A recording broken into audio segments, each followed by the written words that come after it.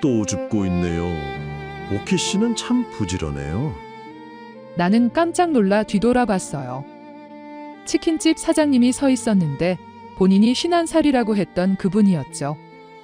이마가 헌했고 앞치마에는 오래 묻은 기름 얼룩이 남아 있었어요. 얼굴에는 땀이 맺혀 있었는데 표정은 자연스러웠고 그는 환하게 웃으며 나를 봤어요. 그 순간 가슴 깊은 곳이 뜨거워졌어요. 누군가 내 습관을 있는 그대로 인정해주는 느낌이었거든요.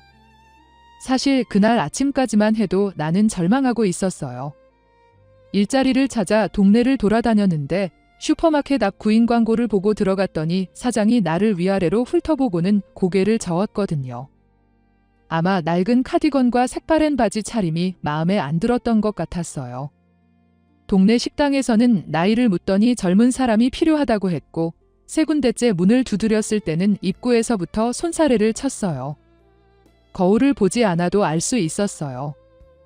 허리가 굽은 66세 노인은 누가 봐도 일할 사람처럼 보이지 않는다는 거려. 나는 그냥 고개를 숙이고 나왔고 발걸음이 무거워졌으며 내 나이와 행색이 짐처럼 느껴졌어요. 낙담한 마음으로 골목을 걸어가고 있었는데 낯선 소리가 들려 걸음을 멈췄어요. 투명한 소주병 하나가 시멘트 바닥을 굴러다니고 있었거든요. 나는 그 병을 조심스럽게 집어들었어요. 병이 깨질까봐 두 손으로 감싸들고 한동안 서 있었는데 길을 지나가던 이웃 아주머니가 내 모습을 보더니 눈살을 찌푸리며 고개를 돌렸어요. 그 반응이 낯설지는 않았지만 그날따라 마음이 무거웠죠. 사람들은 늘 병 줍는 나를 이상하게 봤거든요. 어떤 이는 쓰레기 줍는 거지 취급을 했고 어떤 이는 그냥 없는 사람처럼 지나쳤어요. 그때 등 뒤에서 남자 목소리가 들렸던 거예요. 낮고 편안한 톤이었고 비웃음이 섞이지 않은 말투였어요. 나는 평소처럼 작은 목소리로 인사했어요. 손에는 아직 소주병이 쥐어져 있었고 긴장한 탓에 손에 땀이 배었죠. 그런데 그의 말투에는 비웃음이 없었어요. 사람들이 내 병 줍는 습관을 이상하게 볼 때가 많았는데 그는 마치 당연한 일처럼 받아들였거든요. 이거 가져가세요. 그가 그렇게 말해주자 고개를 살짝 숙였고 병을 더 단단히 쥐었어요. 그날 나는 처음으로 내 일상이 누군가에게 이상한 게 아닐 수도 있겠다는 생각을 했어요. 그리고 그 생각이 오래 남았고 집에 돌아와서도 그분의 목소리가 귓가에 맴돌았죠. 나는 20년을 혼자 살았어요. 특별한 재미도 없었고 매일 비슷한 하루를 버텼어요. 그러다 우연히 골목길에서 한 남자를 만나 가슴이 뛰기 시작했지요. 그가 치킨집 사장님이었고 따뜻한 미소와 말투가 내게만 향하는 신호 같았어요. 그런데 나중에야 알았어요. 내가 놓친 단서가 있었다는 걸요. 내가 사랑이라 믿었던 순간들이 사실은 한 남자의 비밀과 닿아 있었다는 거려. 골목에서의 그날 이후 정확히 일주일 뒤 나는 그분이 운영하는 치킨집 앞을 지나가고 있었어요. 생활비가 모자라 일자리를 찾아 헤매던 때였고 나이 때문에 번번이 거절만 당했죠. 그때 가게 안에서 그분이 나왔어요. 보키 씨, 잠깐만요. 그가 앞치마를 손으로 닦으며 다가왔어요. 우리 가게에서 일해 볼래요? 힘든 일은 없고 서빙이랑 정리만 도와주면 돼요. 나는 순간 말이 막혔어요. 이 나이에 나를 쓰겠다는 곳이 있다니 믿기지 않았거든요. 그는 내 표정을 보더니 웃으며 말했어요. 걱정 마세요. 잘하실 거예요. 부지런하고 성실하신 거 제가 알잖아요. 나는 얼떨결에 고개를 끄덕였어요. 집에 돌아와서도 마음이 진정되지 않았어요. 66살의 치킨집 알바라니 정말 할 수 있을까 싶었죠. 거울을 보니 주름진 얼굴과 굽은 허리가 보였고 과연 내가 그 일을 제대로 해낼 수 있을지 불안했어요. 그날 밤 잠도 제대로 못 잤어요. 다음 날 동네를 돌아다니다가 다른 치킨집 앞을 지나게 됐어요. 유리창 너머로 안을 들여다봤는데 젊은 여자 직원이 쟁반을 들고 테이블 사이를 빠르게 오가고 있었어요. 주방에서는 남자 직원이 치킨을 튀기고 양념을 버무리고 있었죠. 나는 한참을 서서 지켜봤어요. 저 속도를 내가 따라갈 수 있을까? 손님들이 나를 이상하게 보지 않을까 온갖 걱정이 머릿속을 맴돌았어요. 첫 출근하는 날 나는 일찍 가게 앞에 도착했어요. 문 앞에서 한참을 망설이다가 들어갔죠. 그분이 반갑게 맞아줬고 앞치마를 건네주며 일하는 방법을 알려줬어요. 테이블 닦는 법, 주문 받는 법, 그릇 정리하는 법 같은 것들이었는데 생각보다 어렵지 않았어요. 가게 안은 늘 갓 튀긴 치킨 냄새로 가득했어요. 처음엔 무겁게 느껴졌지만 시간이 지나자 익숙해졌고 그 냄새가 나를 일터의 사람으로 묶어주는 것 같았어요. 그는 누구보다 치킨을 좋아했고 반죽을 직접 만들고 양념을 정성껏 버무렸어요. 손님 주문이 없어도 한두 마리 튀겨서는 내 접시에 다리 하나를 올려놓곤 했죠. 복희 씨, 이건 오늘 특별히 신경 써서 죽였어요. 하나 드셔봐요. 그가 웃으며 건넬 때 나는 자리에서 조용히 감사하다고 말하고 한 입 빼어 물었어요. 일을 하니까 돈을 내지 않아도 이런 걸 먹을 수 있다는 게 신기했고 처음으로 일하는 사람의 자리에 선 것 같았죠. 바삭한 소리에 그가 흐뭇하게 고개를 끄덕였고 그 순간만큼은 내가 환영받는 사람 같았어요. 살면서 이런 마음을 느껴본 적이 몇 번이나 있었나 생각도 들었죠. 하지만 곧 알게 됐어요. 그가 나만 챙기는 게 아니라는 걸요. 젊고 예쁜 손님이 들어오면 그의 표정이 눈에 띄게 밝아졌어요. 오늘도 예쁘게 오셨네요. 피부가 정말 좋으시다. 어떤 제품 쓰세요? 그런데 남자 손님이나 나이든 여성 손님이 오면 표정이 달라졌어요. 주문만 받고 음식만 내줬죠. 웃음도 적었고 칭찬도 없었어요. 나는 처음엔 장사하는 사람이라면 그럴 수 있다고 넘겼어요. 그런데 그와 함께 보내는 시간이 길어질수록 내 마음이 그쪽으로 기울수록 그의 친절이 더 이상 똑같이만 보이지 않았어요. 내게 건네던 온기와 다른 여자들에게 건네는 가벼운 칭찬이 한 가게 안에서 동시에 돌아다닐 때 마음 한구석이 조용히 내려앉았죠. 그래도 나는 매일 아침 설렘을 안고 가게로 향했어요. 복희 씨 오늘도 고생 많았다는 말 한마디가 하루를 버티게 했고 치킨 한 조각에도 위로를 받았어요. 그것이 나만을 위한 게 아니어도 상관없었어요. 그 순간만큼은 내가 혼자가 아니라는 느낌이 있었으니까요. 그날도 마감이 끝나갈 즈음 그는 기름에서 갓 건져 올린 다리 하나를 접시에 담아 내 앞에 뒀어요. 기가 막히게 튀겨졌네요. 복희 씨, 이거 빨리 먹어봐요. 주문도 없었는데 튀겨낸 걸 보니 나를 위해 따로 만든 게 아닐까 싶었어요. 나는 고개를 끄덕이며 한 입 먹었고 뜨거운 김이 얼굴을 스치고 지나갔어요. 그가 뒤돌아서 다시 조리대로 가는 뒷모습을 보며 오늘도 나를 생각해줬다는 생각에 가슴이 따뜻해졌죠. 나는 빈 접시를 정리하며 웃음이 나왔어요. 일을 시작한 지 한 달쯤 됐을 때였어요. 그날은 저녁 시간이라 가게가 붐볐고 테이블마다 손님이 가득 차 있었죠. 나는 주방과 홀을 오가며 쉴 틈 없이 접시를 나르고 있었어요. 주방 입구 좁은 통로에서 그분과 마주쳤는데 그분은 갓 튀긴 치킨을 담은 접시를 들고 있었어요. 내가 왼쪽으로 비키려 하자 그분도 같은 쪽으로 움직였고 다시 오른쪽으로 가려는데 또 같은 쪽이었죠. 그러다 그분이 그만 내 옆구리를 스쳤어요. 죄송하다고 말했지만 나는 그 순간 숨이 멎는 것 같았어요. 우연이겠지. 좁은 공간이니까 그럴 수 있지. 그렇게 생각하면서도 가슴이 두근거렸거든요. 옆구리에 남은 감촉이 한참 동안 사라지지 않았고 그날 밤 집에 돌아와서도 그 순간만 자꾸 떠올랐어요. 침대에 누워 천장을 보며 그때 그 순간을 되새겼죠. 그분의 손이 닿았던 자리를 손으로 만져보기도 했는데 정말 스쳤던 건지 일부러였던 건지 알 수 없었어요. 잠이 오지 않았고 눈을 감으면 그분 얼굴이 떠올랐으며 심장이 계속 빠르게 뛰었어요. 다음 날부터 나는 출근 준비를 할 때 달라졌어요. 옷장 앞에서 어떤 옷을 입을까 고민하기 시작했고 낡았지만 그나마 깨끗한 블라우스를 골랐어요. 거울을 보는 시간도 늘어났죠. 주름진 얼굴과 백발이 한심하게 느껴졌지만 그래도 조금이라도 나아 보이고 싶었어요. 가게로 가는 길에는 심장이 계속 뛰었고 문을 열고 들어설 때마다 긴장했어요. 며칠이 지났어요. 평소처럼 일하는데 그분이 또 치킨을 내밀었어요. 오늘 건 정말 맛있게 됐다며 꼭 먹어보라고 했고 나는 고맙다고 말하고 받아 먹었는데 가게에서 같이 일하는 젊은 알바생이 나를 보더니 묘한 표정을 지었어요. 눈치챈 걸까 싶어 얼굴이 화끈거렸죠. 그 알바생은 아무 말도 안 했지만 자꾸 나와 사장님을 번갈아 쳐다봤고 나는 일하는 내내 신경이 쓰였어요.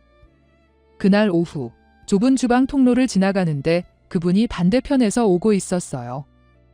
내가 비켜서려고 했는데 그분도 같은 쪽으로 움직였고 결국 우리는 마주 섰죠.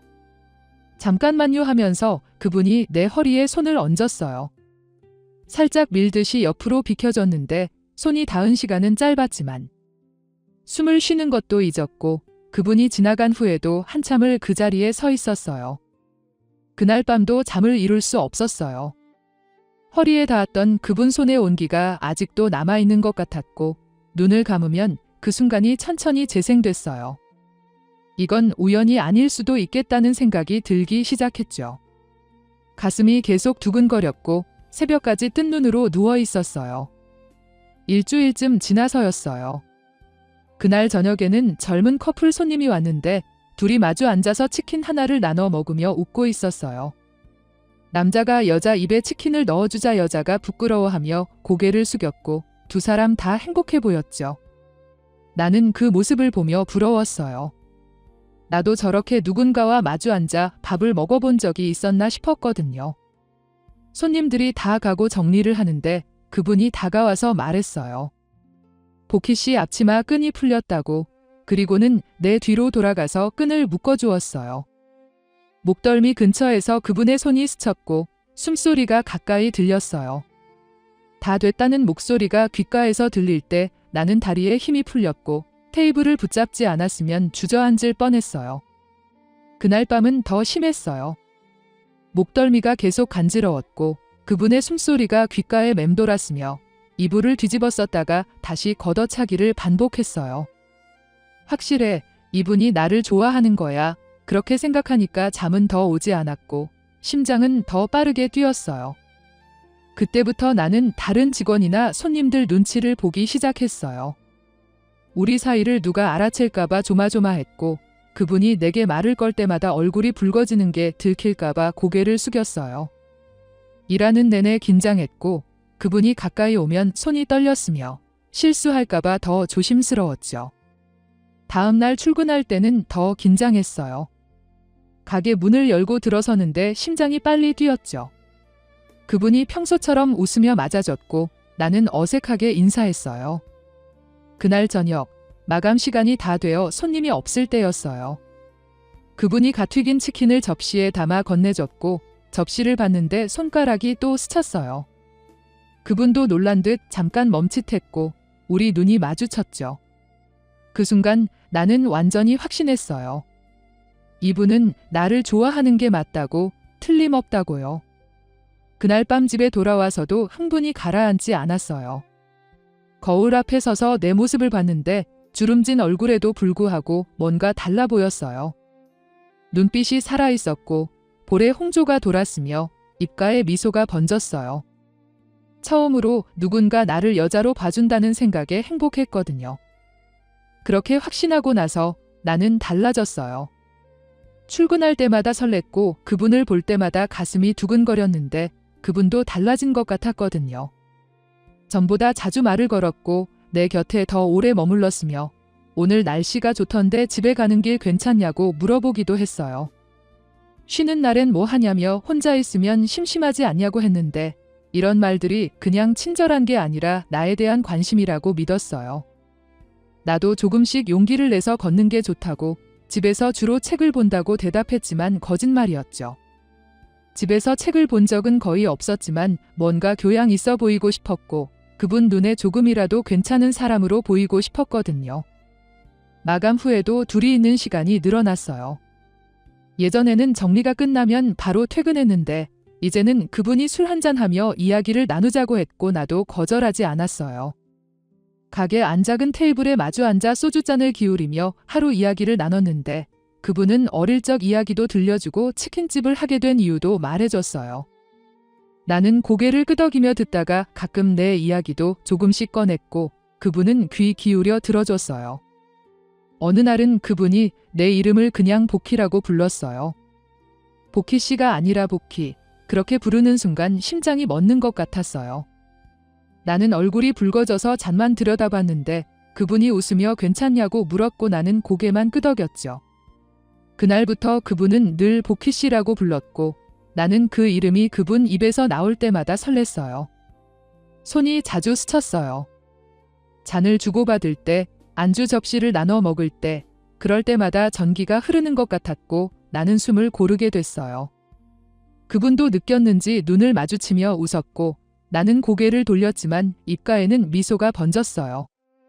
내가 정말 성실하다고, 나이 드신 분들 중에 이렇게 일 열심히 하는 분이 없다고 했어요. 덕분에 가게 분위기가 좋아졌고 손님들도 좋아한다고 했는데 그런 말을 들을 때마다 얼굴이 붉어졌고 손에 든 잔을 더 세게 쥐었는데 내 손이 떨리는 게 들킬까봐 테이블 아래로 내렸어요. 어느 날 밤 정리를 끝내고 마주 앉아 있는데 그분이 내 손을 덮었어요. 갑자기여서 놀랐지만 손을 빼지 않았고 그분은 따뜻한 손이라며 웃었어요. 우리는 그렇게 한참을 앉아 있었고 말은 없었지만 편안했어요. 그날도 손님이 많아 늦게까지 일을 했어요. 거의 밤 11시가 다 되어서야 마지막 테이블을 닦고 있었는데 식당 안은 하루 종일 튀긴 기름 냄새와 양념 냄새가 배어 있었고 나는 지친 몸으로 바닥을 닦고 의자를 정리하고 있었어요. 그분도 조리대를 정리하며 힘들다고 중얼거렸는데 나는 오늘 혹시 뭔가 말씀하실까 싶어 기대하고 있었어요. 둘만 있는 시간이니까 어쩌면 오늘은 고백을 받을 수도 있겠다는 생각이 들었거든요. 그분이 자꾸 나를 쳐다보고 있었고 뭔가 말하려는 것 같았어요. 그때 그분의 휴대폰 벨소리가 들렸어요. 처음엔 대수롭지 않게 넘겼는데 통화하는 목소리가 평소와 달랐고 들뜬 기운이 묻어나 있었으며 기대하는 듯한 말투였어요. 나는 무심코 귀를 기울이게 되었죠. 진짜야? 몇 살인데? 몸매는 좋아? 그 말을 듣는 순간 온몸이 식는 걸 느꼈고 손에 쥔 행주가 바닥으로 떨어질 것 같아 더 세게 쥐었는데 손에 땀이 배면서 행주가 축축해졌어요. 통화 내용은 분명 유흥업소에 관한 것이었고 단순히 술만 마시러 가는 게 아니라는 걸 알 수 있었어요. 가슴이 답답했고 지금까지 내가 품었던 따뜻한 감정들이 산산조각 나는 기분이었는데 그분이 술을 좋아하는 건 알고 있었어요. 낮에 가끔 소주를 마시며 술 없으면 못 산다고 농담하곤 했으니까요. 하지만 이런 모습은 전혀 몰랐어요. 통화를 마치고 그분은 내게 다가와 평소처럼 웃으며 말했어요. 오늘은 먼저 들어가세요. 제가 마무리할게요. 그 웃음은 예전과 다름없었지만 이제는 다르게 보였어요. 그 미소 뒤에 내가 모르는 또 다른 모습이 숨어 있다는 걸 느낄 수 있었거든요. 집으로 돌아가는 길 내내 생각에 잠겼어요. 그분도 결국 다른 남자들과 다르지 않은 건 아닐까? 내가 느낀 특별한 관심이 사실은 동정심이었을까? 그런 생각을 하면 할수록 내 마음은 더 초라하게 느껴졌어요. 그날 밤 나는 베개를 눈물로 적시며 잠이 들었는데 이렇게 서럽게 운 건 참 오랜만이었어요. 다음 날 출근할 때 나는 화가 나 있었어요. 어젯밤 전화 내용이 머릿속에서 떠나지 않았고 그분을 볼 생각을 하니 가슴이 답답했죠. 그래도 일은 해야 했기에 평소처럼 가게 문을 열고 들어갔어요. 그분이 환하게 웃으며 인사했지만 나는 그냥 고개만 끄덕였어요. 요즘은 이상하게 날씨가 참 좋네요. 이러다가 갑자기 비 오는 거 아닐까요? 그분이 또 말을 걸었지만 나는 그냥 짧게 대답했어요. 테이블을 닦으러 등을 돌렸는데 그분이 이상하다는 듯 나를 쳐다보는 게 느껴졌어요. 하루 종일 그렇게 건성으로 대답했어요. 치킨을 건네줘도 고맙다는 말만 했고 맛있게 먹으라는 말에도 그냥 고개만 끄덕였죠. 그분은 내가 왜 그러는지 모르는 것 같았지만 나는 말해줄 생각이 없었어요. 저녁 때쯤 되자 그분의 휴대폰이 또 울렸어요. 나는 귀를 기울였는데 어제와 비슷한 내용이었어요. 오늘도 가냐는 질문에 그분은 웃으며 대답했고 목소리에는 기대감이 묻어났죠. 그런데 어제보다 더 들떠 있었어요. 친구들과 만나기 전 설레하는 사람처럼, 아니 그보다 더 흥분된 목소리였어요. 빨리 끝내고 가고 싶다는 말, 오늘은 일찍 갈 거라는 말, 기다려진다는 말들이 들렸고 나는 손에 쥔 접시를 놓칠 뻔했어요. 가슴속에서 알 수 없는 감정이 솟구쳤는데 분노인지 질투인지 배신감인지 알 수 없었어요. 그저 뭔가 뜨거운 게 목까지 차올랐고 숨쉬기가 힘들었죠. 전화를 끊고 그분이 말했어요. 보키 씨, 오늘도 먼저 들어가세요. 저는 약속이 있어서요. 나는 알겠다고 대답했지만 속으로는 다른 생각을 하고 있었어요. 따라가 보자. 직접 눈으로 확인해 보자. 그렇게 마음먹었죠. 가슴속 알 수 없는 감정이 나를 떠밀고 있었고 그냥 집에 갈 수 없었어요. 평소보다 일찍 앞치마를 벗고 가게를 나섰어요. 하지만 멀리 가지 않고 골목 모퉁이에 숨어서 기다렸죠. 10분쯤 지나자 그분이 가게 문을 잠그고 나왔는데 평소 입던 작업복이 아니라 깔끔한 셔츠 차림이었어요. 머리도 정리했고 향수 냄새도 났어요. 나는 조금 떨어져서 뒤를 따라갔어요. 그분은 큰 길로 나가더니 번화가 쪽으로 걸어갔고 나는 사람들 틈에 섞여 뒤를 밟았어요. 심장이 빠르게 뛰었고 다리가 후들거렸지만 멈출 수가 없었어요. 가슴속 뜨거운 감정이 나를 계속 앞으로 나아가게 했어요. 그분이 멈춘 곳은 네온 사인이 번쩍이는 주점 앞이었어요. 입구에서 누군가를 기다리는 듯 서 있었는데 곧 안에서 한 여자가 나왔어요. 화려하게 꾸민 젊은 여자였고 노래방 도우미 같았어요. 여자가 그분 팔에 자연스럽게 팔짱을 꼈어요.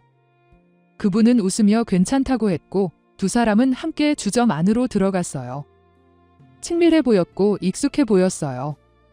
나는 그 자리에 얼어붙었어요.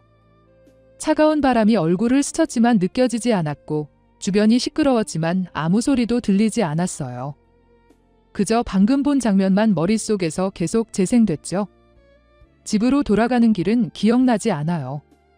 어떻게 걸어왔는지, 몇 시에 도착했는지 알 수 없었어요. 현관문을 열고 들어서자마자 주저앉았는데 눈물이 쏟아졌어요.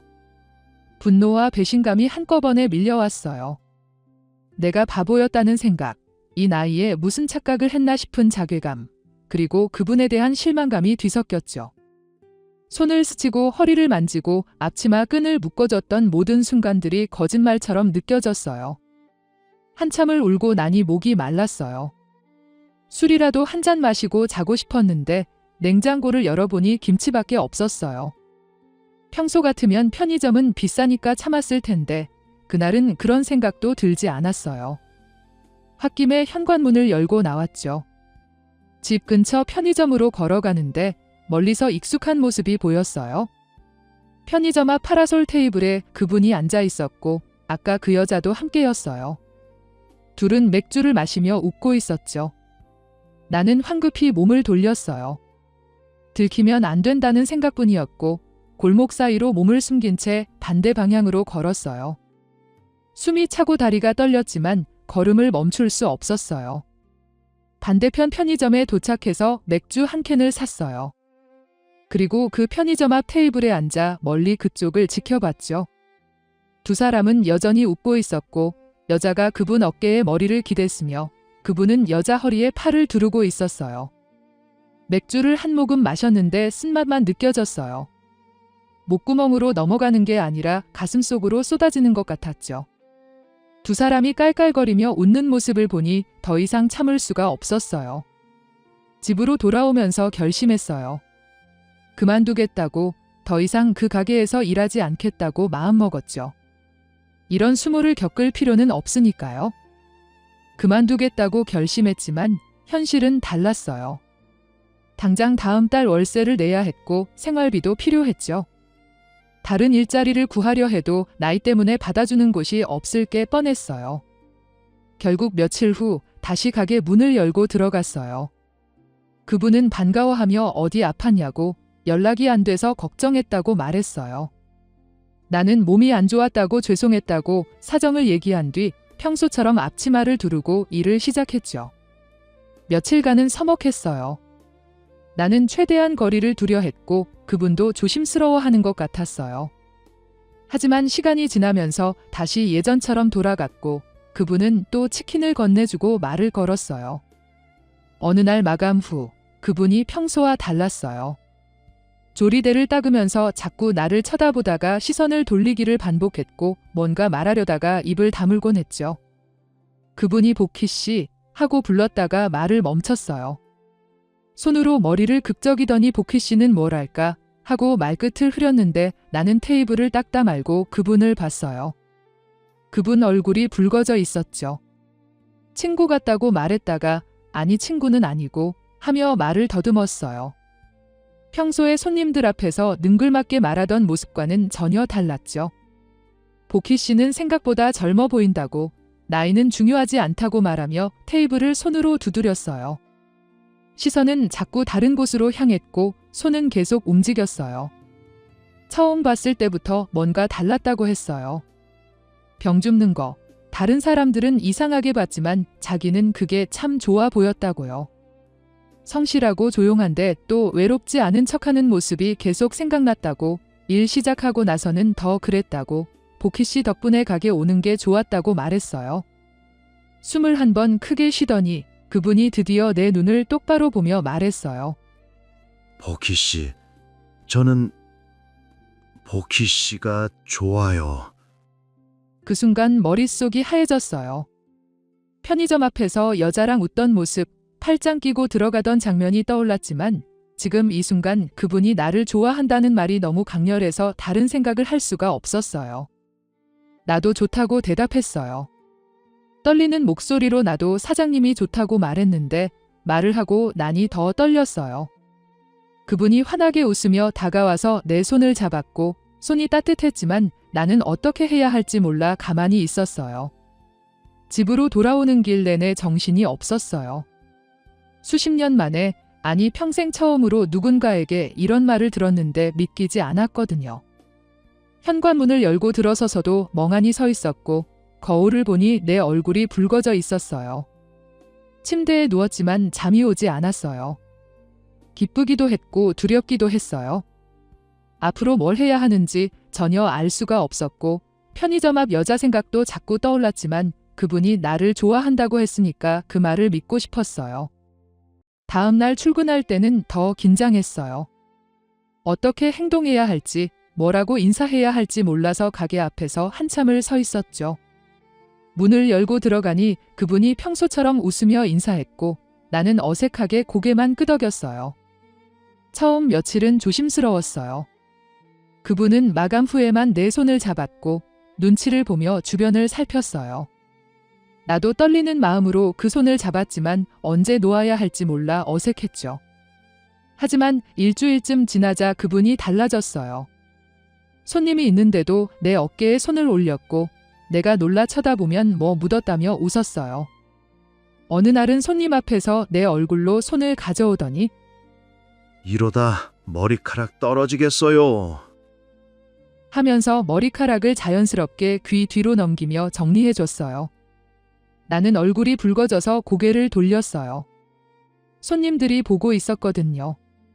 하지만 그분은 전혀 신경 쓰지 않는 것 같았어요. 오히려 내가 당황하는 걸 재미있어 하는 것처럼 보였죠. 주방에서 지나칠 때도 예전보다 가까이 붙어 지나갔어요. 허리에 손을 대고 잠깐만요 하며 비켜주곤 했는데 손님이 보든 말든 신경 쓰지 않았어요. 마치 이제 내 여자니까 당당하다는 듯이 행동했죠. 나는 매번 조마조마했어요.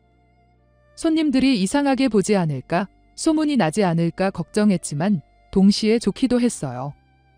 그분이 나를 숨기지 않는다는 게, 당당하게 대한다는 게 나쁘지 않았거든요. 마감 후 함께 테이블에 앉아 술을 마시는 시간이 길어졌어요. 그분 이야기를 들으며 고개를 끄덕였고 손을 잡는 것도 자연스러워졌으며 눈을 마주치는 게 덜 부끄러워졌죠. 하지만 여전히 불안했어요. 편의점 앞 여자가 누군지, 왜 그렇게 친밀하게 굴었는지 묻고 싶었지만 입이 떨어지지 않았어요. 그분을 잃을까봐, 좋아한다는 말을 거짓말로 만들까봐 두려웠거든요. 어느 날 마감 후 그분이 조심스럽게 말했어요. 보키 씨, 오늘 집에 같이 가실래요? 나는 순간 말이 막혔어요. 심장이 빠르게 뛰었고 손에 땀이 났어요. 평생 남자 집에 가본 적이 없었고 그분이 무슨 의미로 하는 말인지 알 수 있었거든요. 그분이 내 표정을 보더니 당황한 듯 말했어요. 술이나 한잔 하자는 거라고, 부담 가질 필요 없다고, 그냥 좀 더 편하게 이야기하고 싶다고 했죠. 나는 한참을 망설이다가 고개를 끄덕였어요. 가게를 나서는데 다리가 후들거렸어요. 그분은 내 옆에서 걸었고 가끔 내 손을 잡으려다가 주변을 살피고 멈췄어요. 거리에는 사람들이 오가고 있었고 나는 누가 우리를 보고 있는 것 같아 계속 고개를 숙였죠. 그분의 집은 가게에서 가까운 주택가에 있는 작은 다세대 주택이었어요. 계단을 올라가는 동안 숨이 가빠졌는데 긴장 때문인지 계단 때문인지 알 수 없었어요. 그분이 문을 열고 안으로 들어오라고 했고 나는 조심스럽게 현관을 넘어섰어요. 집 안은 생각보다 깨끗했어요. 작은 거실에 낡은 소파와 테이블이 있었고 벽에는 액자 몇 개가 걸려 있었죠. 테이블 위에는 이미 술과 안주가 준비되어 있었어요. 오징어채와 땅콩, 그리고 소주 2병이었는데 미리 준비해뒀다는 게 느껴졌어요. 나는 소파 끝에 앉았어요. 손을 무릎 위에 올리고 꼼짝도 못했는데 그분이 옆에 앉으며 잔에 술을 따랐어요. 한 잔 드시라고 건넸고 나는 받아서 단숨에 마셨어요. 목이 타는 것 같았지만 긴장을 풀 수 있을 것 같았거든요. 술을 몇 잔 마시자 조금 나아졌어요. 그분이 이런저런 이야기를 했고 나는 고개를 끄덕이며 들었어요. 그분이 내 어깨에 팔을 올렸고 나는 몸이 굳었지만 피하지 않았어요. 괜찮냐고 물었고 나는 괜찮다고 대답했어요. 그분이 내 뺨에 손을 얹으며 천천히 해도 된다고, 급할 거 없다고 말했는데 그 말에 오히려 마음이 조금 놓였어요. 모든 게 낯설었어요. 그분의 손길, 숨소리, 체온까지 전부 처음 느껴보는 것들이었고 어떻게 해야 할지 몰라 가만히 있었어요. 그분이 천천히 이끌었고 나는 떨리는 몸으로 따라갔어요. 나는 눈을 감았어요. 오래 잊고 있던 감각들이 하나씩 깨어났고, 아니 처음부터 몰랐던 것들이었는지도 몰라요. 낯선 온기가 몸을 감쌌고 처음 느껴보는 무게감이 있었으며 어떻게 시간이 지나갔는지 기억나지 않았어요. 그저 그분의 숨소리와 내 심장 소리만 들렸고 그 소리들이 점점 하나가 되어가는 것 같았어요. 어느새 밤이 깊었어요.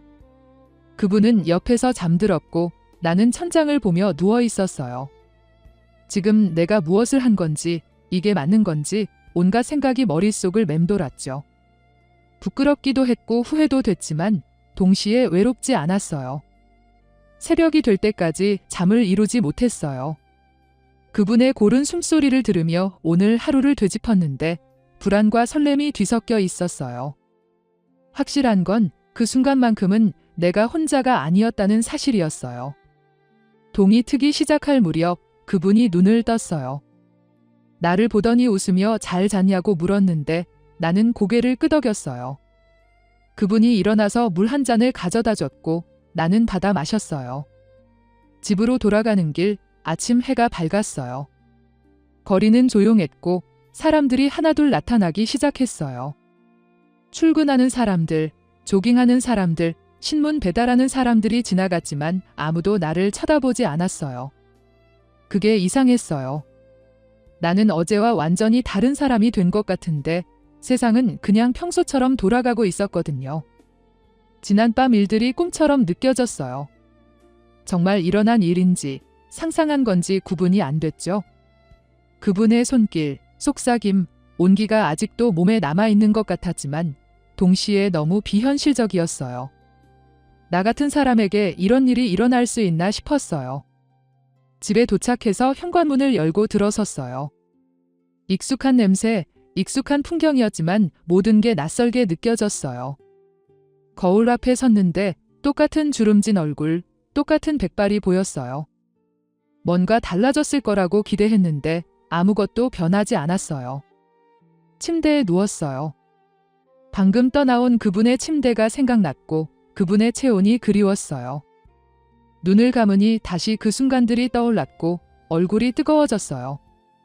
이게 꿈이 아니라면 앞으로 어떻게 되는 걸까? 우리는 계속 이렇게 만나는 걸까? 그런 생각들이 머릿속을 가득 채웠어요. 다음 날 출근할 때 나는 얼굴을 들 수가 없었어요.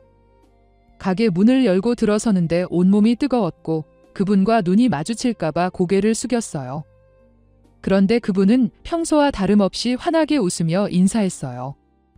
마치 아무 일도 없었다는 듯 자연스러웠어요. 나는 겨우 고개를 끄덕이며 앞치마를 두르는데 손이 떨려서 끈을 제대로 묶지 못했어요. 그분이 다가와 대신 묶어주며 웃었는데 나는 더 얼굴이 붉어졌죠. 손님들 앞에서도 그분은 당당했어요. 내 어깨에 손을 올리고 일 잘한다고 칭찬하고 치킨을 건네주며 꼭 먹으라고 했어요. 나는 손님들이 우리를 어떻게 볼까 전전긍긍했지만 그분은 전혀 개의치 않는 것 같았어요.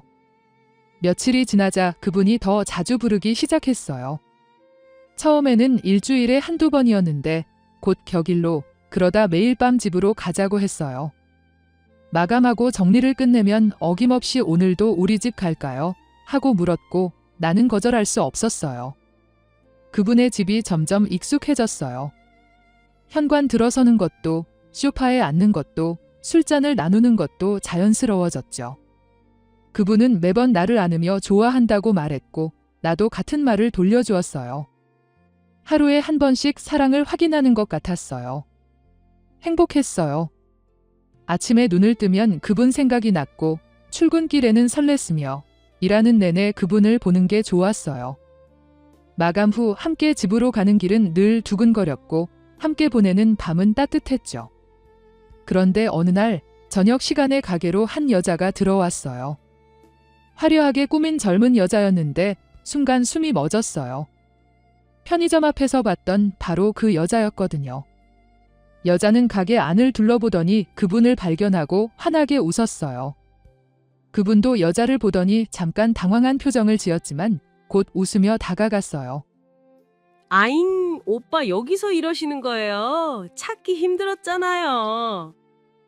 여자가 친근하게 말했고 그분은 어떻게 여기를 알았냐고 물었어요. 여자는 주소 물어봐서 찾아왔다고 연락이 안 돼서 직접 왔다고 말했죠. 나는 테이블을 닦는 척하며 귀를 기울였어요.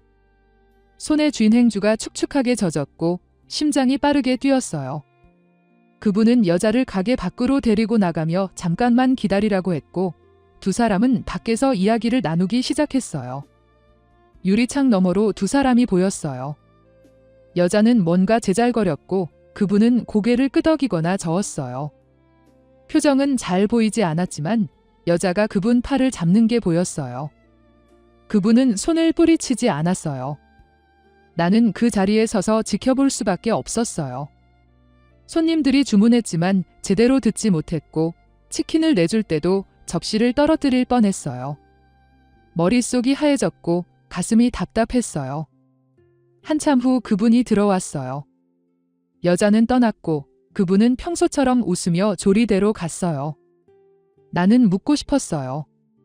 저 여자가 누구냐고, 무슨 관계냐고, 하지만 입이 떨어지지 않았어요. 그날 밤도 그분은 집에 가자고 했어요. 나는 고개를 끄덕였지만 마음 한구석이 무너지는 것 같았어요. 그날 이후 며칠간 나는 불안했어요. 그 여자가 누군지, 왜 찾아왔는지 자꾸 생각났지만 그분에게 묻지 못했어요. 물으면 모든 게 깨질 것 같았거든요. 일주일쯤 지났을 때 또 그 여자를 봤어요. 퇴근 후 집으로 가던 길에 골목 모퉁이에서 그분과 그 여자가 함께 서 있었어요. 담배를 피우며 이야기를 나누고 있었는데 여자가 웃으며 그분 어깨를 쳤어요. 그분도 웃고 있었죠. 나는 황급히 몸을 숨겼어요. 가슴이 두근거렸고 숨이 막혔어요. 멀리서 지켜보는데 두 사람은 한참을 그렇게 서 있었고 여자가 떠난 후에야 그분도 돌아갔어요. 집에 돌아와서도 그 장면이 머릿속에서 떠나지 않았어요. 참을 수 없었어요. 다음 날 마감 후 나는 용기를 내서 누구냐고 물었어요. 그분이 잠깐 멈칫하더니 별것 아니라는 듯 대답했어요. 그냥 아는 사람이라고, 예전에 다른 가게에서 일할 때 알게 된 손님이라고 했어요. 가끔 연락하고 지낸다고 복희 씨가 걱정할 일은 아니라고 웃으며 말했죠. 신경 쓰였어요? 그냥 아는 애예요. 난 복희 씨밖에 없어요. 그분이 내 손을 잡으며 말했어요. 나는 그 말을 믿고 싶었어요. 그게 아니면 내가 버틸 수 없을 것 같았거든요. 며칠간은 괜찮았어요. 그분은 여전히 매일 밤 나를 불렀고 좋아한다고 말했어요. 나는 그 말에 안심하며 하루하루를 보냈죠. 그런데 어느 날 저녁 평소보다 일찍 퇴근했어요. 그분이 오늘은 볼 일이 있다며 먼저 들어가라고 했거든요. 나는 아쉬웠지만 고개를 끄덕이고 집으로 향했어요. 집에 와서 침대에 누웠는데 밖에서 빗소리가 들렸어요. 창문을 여니 비가 내리고 있었고 빗방울이 유리창을 두드렸어요. 비 오는 밤이면 늘 외로웠는데 이제는 그분 생각이 났어요. 지금 뭐 하고 있을까? 비는 맞지 않았을까? 그런 생각을 하다가 비 오는데 괜찮냐고 문자를 보냈어요. 평소 같으면 금방 답장이 왔을 텐데 아무 반응이 없었어요. 5분, 10분이 지나도 읽지 않았다고 표시됐고 나는 다시 답장 안 하시니 걱정된다고 문자를 보냈어요. 그래도 소식이 없었어요. 세 번째 문자를 보내고 한참을 기다렸지만 여전히 읽지 않음이었어요. 혹시 무슨 일이 생긴 건 아닐까? 다치기라도 한 건 아닐까? 걱정이 되기 시작했어요. 전화를 걸었어요. 신호음이 가지 않고 바로 꺼져 있다는 안내가 나왔어요. 전화기가 꺼져 있었던 거예요. 평소에는 항상 켜두는 분인데 이상했어요. 불안한 마음에 옷을 입고 우산을 챙겼어요. 혹시 집에서 쓰러진 건 아닐까? 확인해야 할 것 같았어요.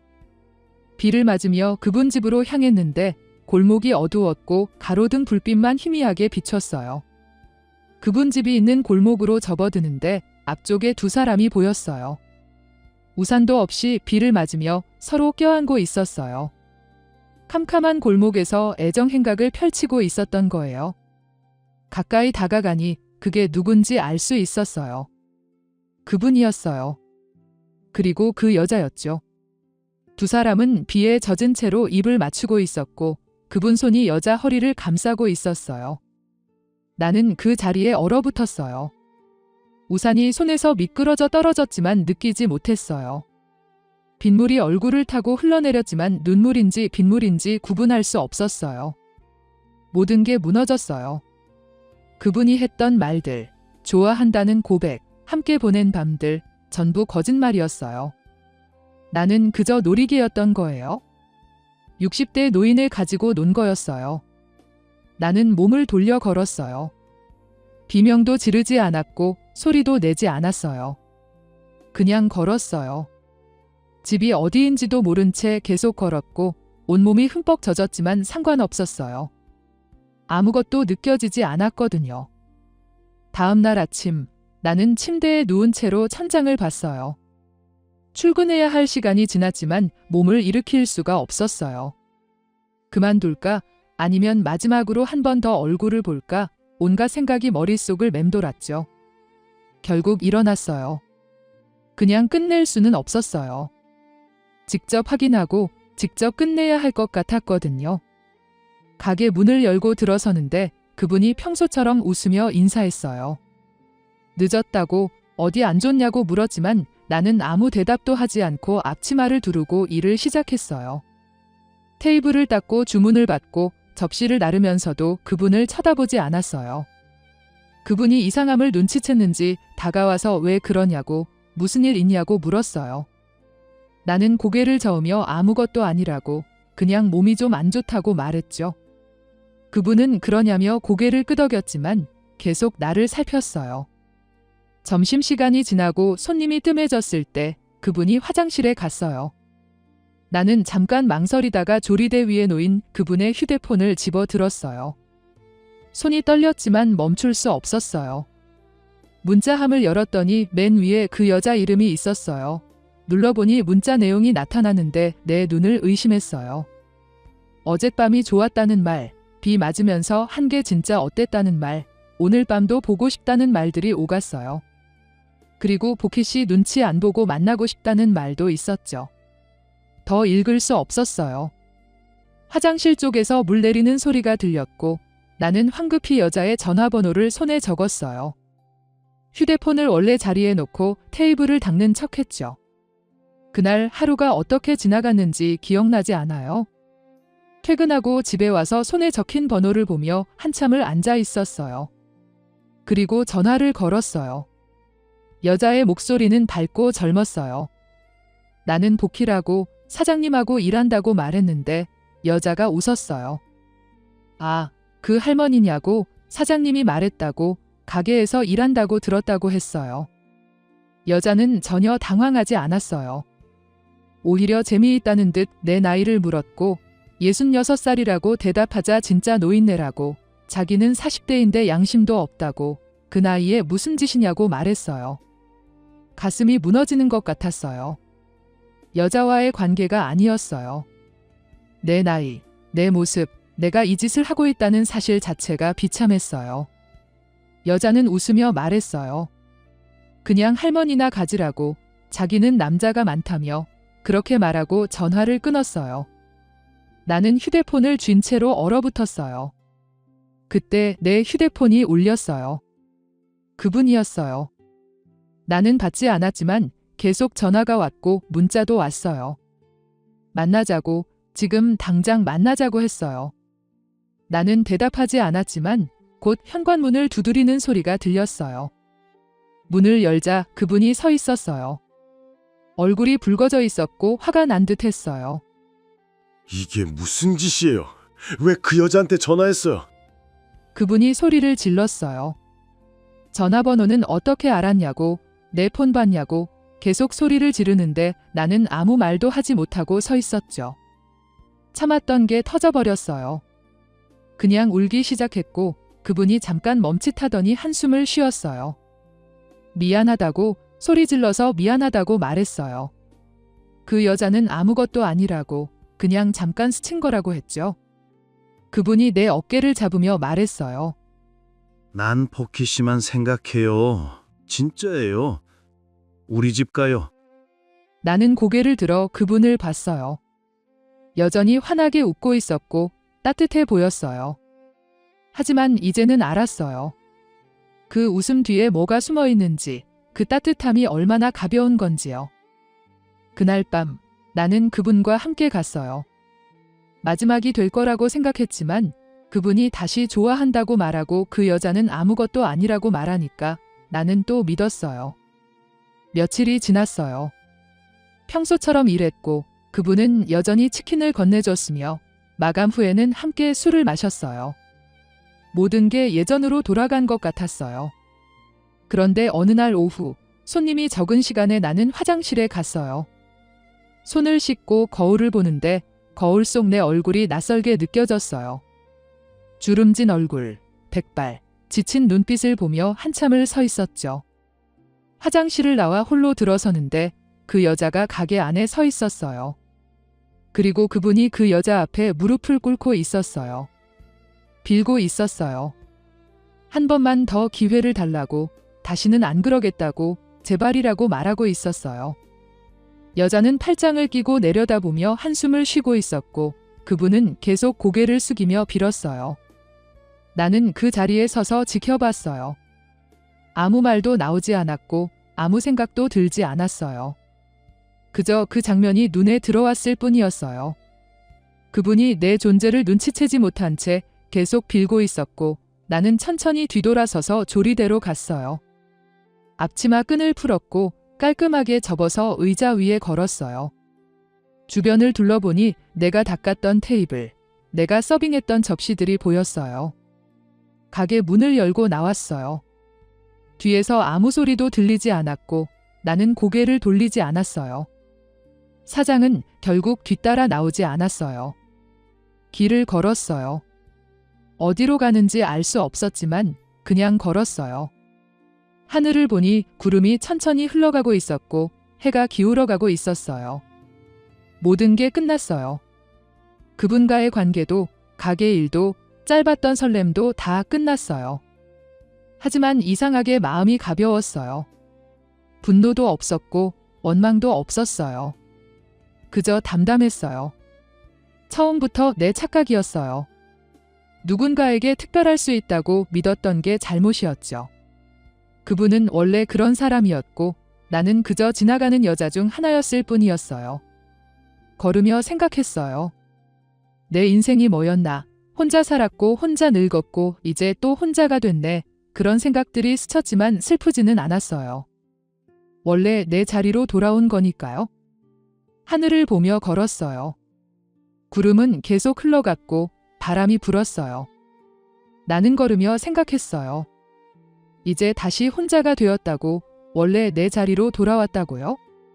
그래도 괜찮았어요. 혼자여도, 늙었어도, 아무도 나를 특별하게 보지 않아도 나는 여전히 여기 있었으니까요.